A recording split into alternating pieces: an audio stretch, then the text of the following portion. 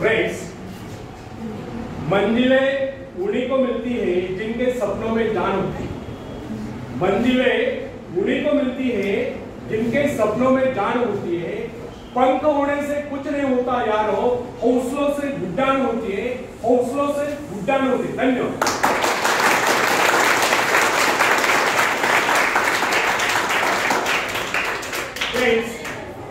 जब सागर शांत हो तो जहाज के चालक को अधिक होशियारी से जहाज चलाने की आवश्यकता नहीं पड़ती, लेकिन जैसे ही तूफान आता है और जहाज डूबने का खतरा पैदा होता है, तब यही चालक या कप्तान अधिक सावधानी बरतने लगता है। जब जहाज में सवार सभी लोग घबरा रहे होते हैं, तब यही कप्तान मुस्कुराता हुआ अपनी संपूर्ण योग्यता को काम में लाता हुआ जहाज को डूबने की संकट से बचाकर सही सलामत ले जाता है। वास्तविक ऐसी योग्यता की परीक्षा दुख और संकट के समय में होती है।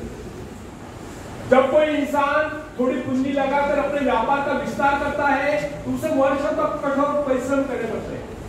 इस परिश्रम से वह कुछ कमाने योग्य होता है। यह परिश्रम ही उसके विजय का प्रतीक होते हैं। अपने ग्राहकों को शब्द जाल में फंसाकर वो अपने व्यापार को बढ़ाता है और एक दिन सफल व्यापारी बन जाता है। बाद में छोटे मोटे कारोबारी संगठन उसका कुछ नहीं बिगाड़ पाते। जो लोग इससे पहले उसे कम पूंजी वाला समझकर उसका मजाक उड़ाया करते थे, आज वही लोग उसकी सफलता की प्रशंसा करते नजर आते हैं। इसे कहते हैं अपने हाथों अपने भाग्य का निर्माण, आत्मशक्ति का चमत्कार। फ्रेंड्स, जिसके पास धन की शक्ति हो उसे शिक्षा प्राप्त करके, जिसके पास धन की शक्ति हो उसे शिक्षा प्राप्त करके या विद्या प्राप्त करके आत्म विकास करने का अवसर कहां है? वह तो धन की शक्ति पर निर्भर कर यही सोचता रहता है, मैं चाहूं तो विद्वानों को खरीद सकता हूं। लेकिन फ्रेंड्स,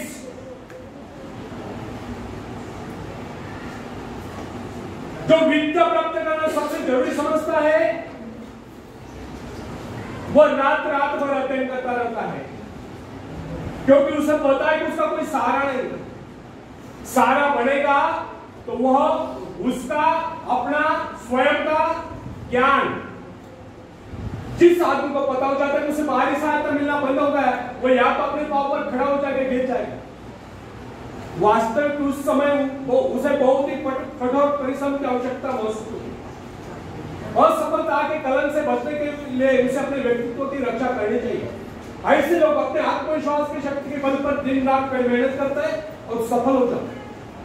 फ्रेंड्स, जब मनुष्य पर संकट की घड़ी आ जाती है, जब वो किसी भी तरह से अपनी जीविका चलाने में असमर्थ हो जाता है, तब कोई विरला ही होता है जो सफलता प्राप्ति के लिए खून पसीना एक कर देता है ताकि उसे असफलता का मोह न दिखा पाए।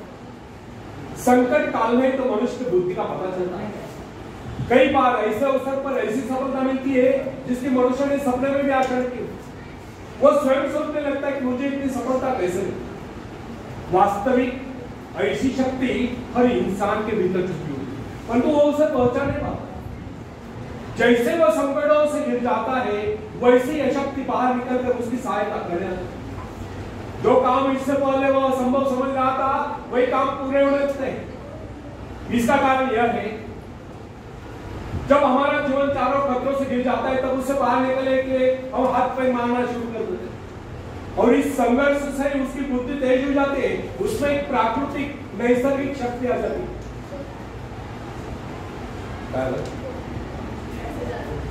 अपने जरूरतों की पूर्ति के लिए संघर्ष करना हम सभी का कर्तव्य है। संघर्ष से तो हमें सफलता मिलती है। जिनमें संघर्ष करने की इच्छा न हो, वो तो असभ्य और जंगली कहलाएगा। आवश्यकता तथा आवश्यक पदार्थों की दुर्लभता ही सदा से मानव जाति के विकास का कारण रही। हर सभ्यता और संस्कृति का आधार श्रम और संघर्ष है। जो अपना लक्ष्य पाने में खो गए वही चूक नहीं सका। कई वैज्ञानिक अपनी साधना में हीन होकर अपने लक्ष्य को पाने के संघर्ष में जूझते रहे। उनके परिवार जन अभावग्रस्त होकर भूखे मरते रहे, परंतु उन्होंने अपने उद्देश्य को प्राप्त करके चैन की सांस ली।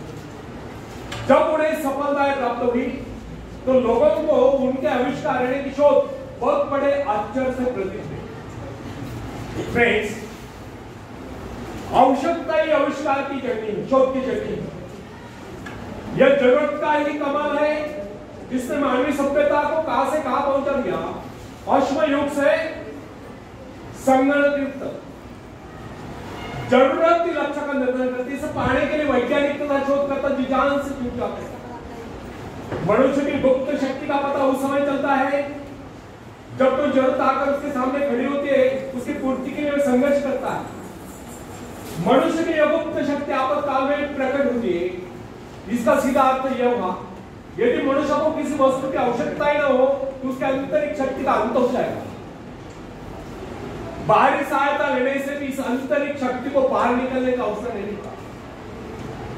जो काम इस शक्ति द्वारा लिया जाने वाला था, वही काम हम दूसरों की सहायता लेकर झटपट कर डालते हैं और पंगु तथा शक्तिहीन बने रहते हैं। इसलिए फ्रेंड्स, हमें एक बात कदापि नहीं भूलनी चाहिए, अपने मित्रों की सहायता लेने के बजाय या दूसरों की सहायता लेने के बजाय अपने आंतरिक शक्तियों की सहायता लेना हमारे लिए अधिक उचित होगा।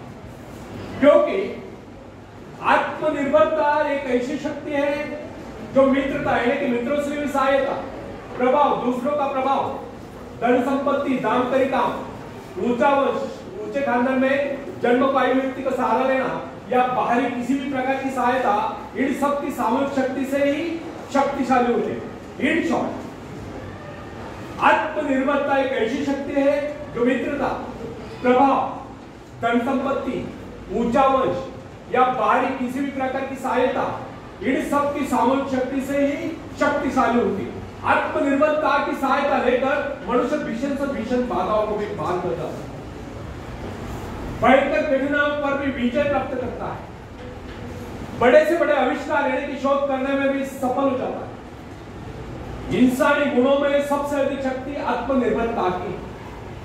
जो इंसान अपने सहारे जीता है, जो अपने बल पर चलता है, जो अपने लक्ष्य पर चट्टान की भांति डटा हुआ है, जो बाधाओं को सामने देखकर जरा भी विचलित नहीं हुआ, जिससे अपनी कार्य कुशलता और कर्म शक्ति पर पूरा विश्वास है, वही सफल होता है। सत्य, पवित्रता और सुंदरता पर प्यार करना मनुष्य का स्वभाव है।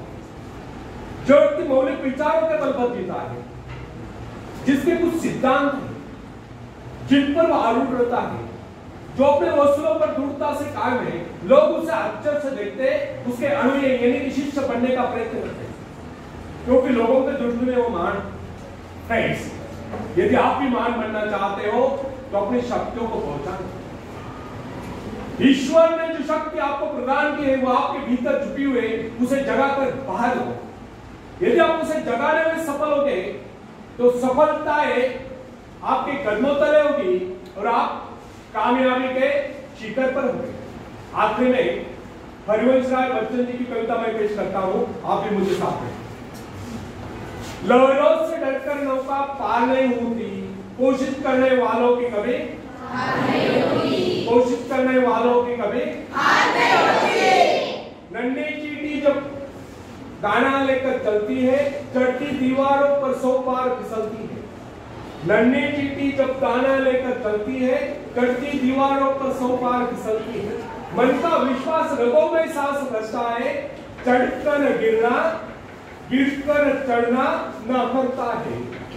आखिर उसकी मेहनत बेकार नहीं होती, कोशिश करने वालों की कभी हार नहीं होती। डुबकिया सिंधु में गोताखोर लगाता है, सिंधु में भी समंदर, डुबकिया सिंधु में गोताखोर लगाता है, जा जाकर खाली हाथ लौट कर आता है। मिलते नहीं सोची मोती गहरे पानी में, मिलते नहीं सोची मोती गहरे पानी में, मुट्ठी उसकी खाली हर बार नहीं होती, कोशिश करने वालों की कभी हार नहीं होती। आखिरी पद आप सबके लिए बहुत इंपॉर्टेंट है, मोस्ट इंपॉर्टेंट है। मैं ये कामना करता हूं कि आप सब अच्छे नंबर मिलाकर पास हो, उत्तीर्ण हो। लेकिन अगर कोई एकाध दो विद्यार्थी छात्र एकाध दो बार से एकाध दो सब्जेक्ट में फेल भी हो जाता है तो मायूस नहीं होने का, निराश नहीं होने का, डट कर फिर स्टडी करने का, पास हो जाने का। क्योंकि आजकल पोस्ट ग्रेजुएट लोग भी बेकार पड़े हैं, तो मायूस नहीं होने का, समझा? आप मुझे प्रॉमिस है? प्रॉमिस?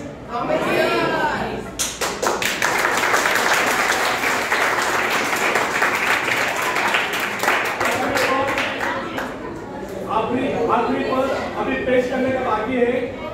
पूरे ध्यान से सुनो, आखिरी पद पूरे ध्यान से सुनो। असफलता एक चुनौती, इसे स्वीकार करो। असफलता एक चुनौती, इसे स्वीकार करो। क्या कमी रह गई देखो, सुधार करो। जब तक सफल हो नित्य को त्यागो तो, संघर्ष का मैदान छोड़कर मत भागो तो। कुछ के बगैर ही जय जयकार नहीं होगी, कोशिश करने वालों की कभी हार नहीं होगी। कोशिश करने वालों की कभी हार नहीं होगी। धन्यवाद।